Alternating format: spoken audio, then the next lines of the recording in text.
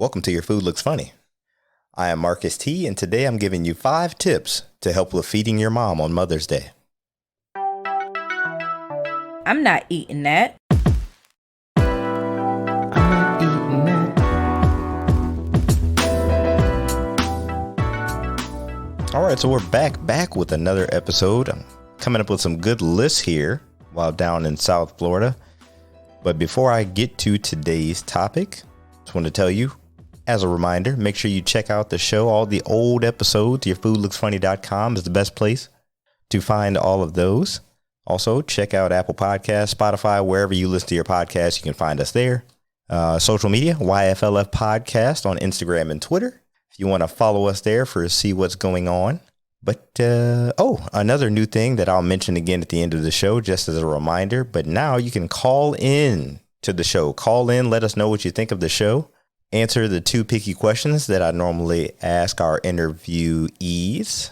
What is a food that you don't like that everybody else does? And also, what's the last new food that you tried? And you might get your voicemail played back on the show. And the number for that is 419-777-4259. Again, that's 419-777-4259 or 419-77-PICKY. That easy. PICKY. All right. So moving on from that, we're getting into today's topic, which is 5 tips when it comes to feeding your mother or the mother in your life for Mother's Day, which is coming up pretty soon. If you're listening to this after May 9th, you missed it. So, you got some making up to do. But anywho, let's get right into number 1. So to start off the day, this is where a lot of people go when they're feeding their mom for Mother's Day, breakfast in bed. Okay. If you want to feed your mom breakfast, you want to feed her breakfast in bed. Here's my first suggestion.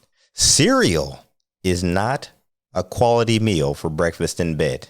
And there's a disclaimer before I say a lot of these. You know your mom better than I do. So if she's a fiend for Captain Crunch or, Boo Berry, whatever she wants, feed her.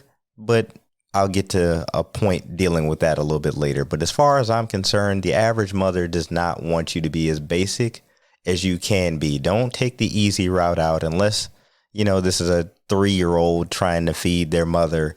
Cereal is not an option. Okay. Put some effort into this, people.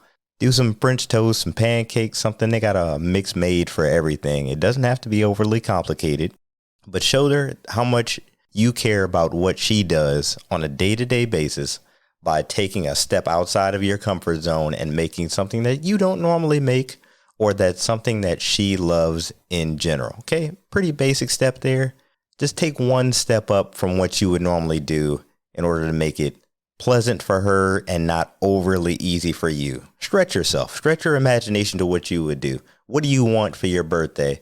That's the kind of, elaboration I would like to do for my mother, who's no longer here, which is why I figured I would share these things with you and be able to help somebody else out in this Mother's Day category. All right, moving on to number 2, pick a meal to focus on. And when I say pick a meal to focus on, that means don't overly stress yourself out. Yes, you're celebrating your mom or the mom in your life, but don't stress yourself out about trying to plan. What am I going to cook for breakfast? What's her lunch going to be? Are we going to do brunch? Am I cooking dinner? Are we taking her to dinner? Take one meal and focus most of your attention on that one meal. This is going to be the wow time of the day. So if you want breakfast in bed to be the wow factor, you squeezed orange juice for her. You made the pancakes. You got her some fresh flowers. You made sure you got it there nice and early, piping hot. Then breakfast is the deal. And then, take her out to dinner or, make something much easier for the other 2 meal periods. But don't try to go too big on every meal or 2 meals throughout the day, because ultimately you won't enjoy the day either. And you still want to enjoy the day, even though it's more focused on the mother in your life. So again, number 2, pick a meal to focus on, stick with it, make that be the bread and butter, no pun intended, of your day. All right, moving on to number 3. Ask for her advice if you need it.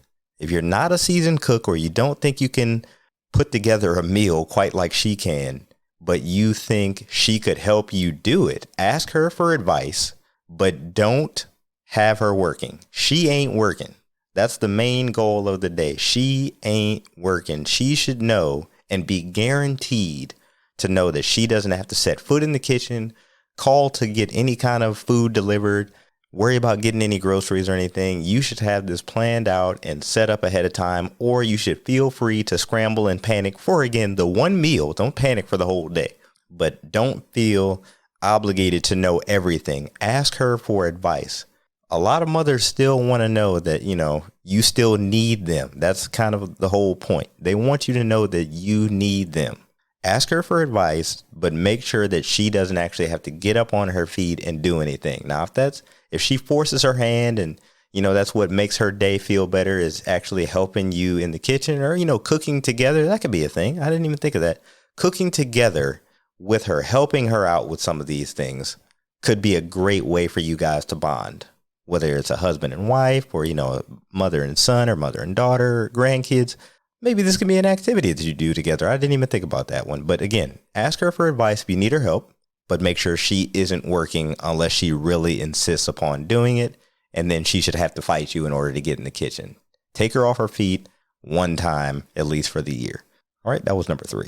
Number 4, listen to what she wants. And I kind of mentioned this one back when I was talking about number 1. If your mom likes cereal, give her cereal. If she really wants cereal, give her the cereal. But if you've heard her mention what her favorite food is, or if you ask her the week before or, 2 weeks ahead of time, if you were really planning that well, what she likes, make sure you give her what she wants. Don't make what you like simply because you wanted French toast for breakfast, but she hates French toast. Come on. Nobody wants to be that guy. Nobody wants to see that guy being selfish when it's their mother's time. The mothers most of the time give you everything they got all the time. Make sure you give them what they ask for. Give them what they ask for. If they ask you for cereal, though, give them cereal. Don't overdo it. Don't go Eggs Benedict when she asked you for cornflakes. Hey, there's no need to be that guy. But listen to what she wants is number 4. Number 5, do it again. Do it again when it's not a holiday. This is a repeat step. So this is not an actual Mother's Day thing. But repeat it again. Pick a random day. If you want to go 6 months from now, 4 months from now, it's May. November is going to kind of land you around Thanksgiving. So if you want to do it October, pull a random Sunday in there. I know it's football season. So if you're a big football fan and you're a guy and you run into this and you dedicate one Sunday, preferably your bye week, but don't tell her it's your actual bye week from your favorite team, and you surprise her with a Mother's Day fall brunch. Okay, just make it up in your head. You don't have to tell her. Make it up in your head. Celebrate her again. Okay, the same way you would on Mother's Day. Do it again later in the year at some random day. I promise you, you will benefit from this in life. Maybe you get yelled at one less time if you're a child. They let something slide. Maybe you get an extra couple of Sundays if you're a husband or a spouse or something, that they're just free to yourself. The benefits are endless. They're up to your imagination what you think they could be later. But again, do it again when it's not the actual Mother's Day holiday. And I promise you will get some extra benefits from this, even if it's just in small considerations here and there. It's small benefits. And I don't know how many times I've said benefits now, but I'll let it go on that last one. And I gave you my 5 there. So cereal is not breakfast in bed. That's back to the top. We're starting at breakfast. Unless your mom is a huge cereal advocate, like she watches Quaker commercials with bated breath, don't give her cereal. Take a step up. Be the chef. All right. Number 2, pick a meal to focus on, whether that's breakfast, lunch, dinner, brunch, whatever it is. Take one and make that the star of the day. Make that the one. Don't overdo it. Don't overthink it. Take one, make it your guideline, flourish from there.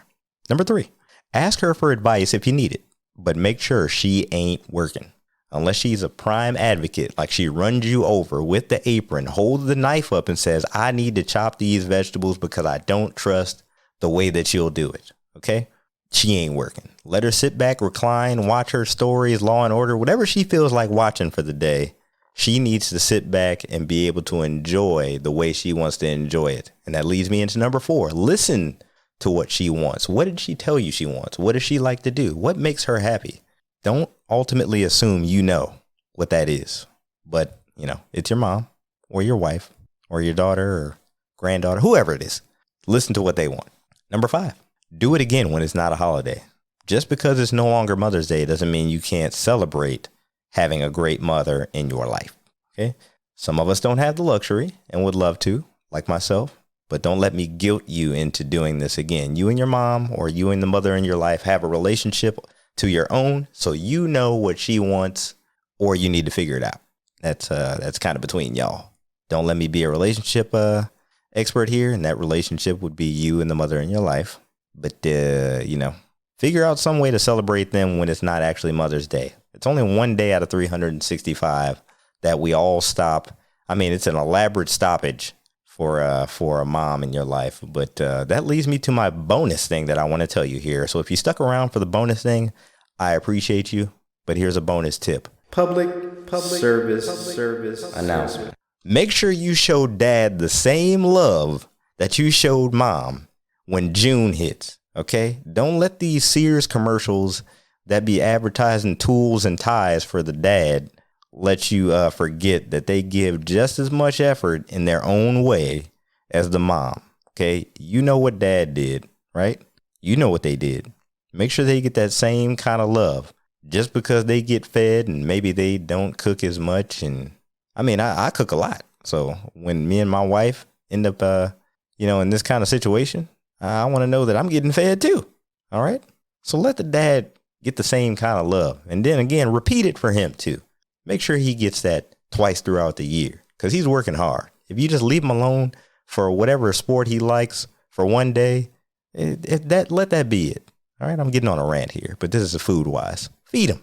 Feed your mom, feed your dad, feed the mother and fathers in your life. Celebrate them. It's all about food, but don't take the easy way out unless they really like cereal and Chick-fil-A or something. Don't let that be their celebration.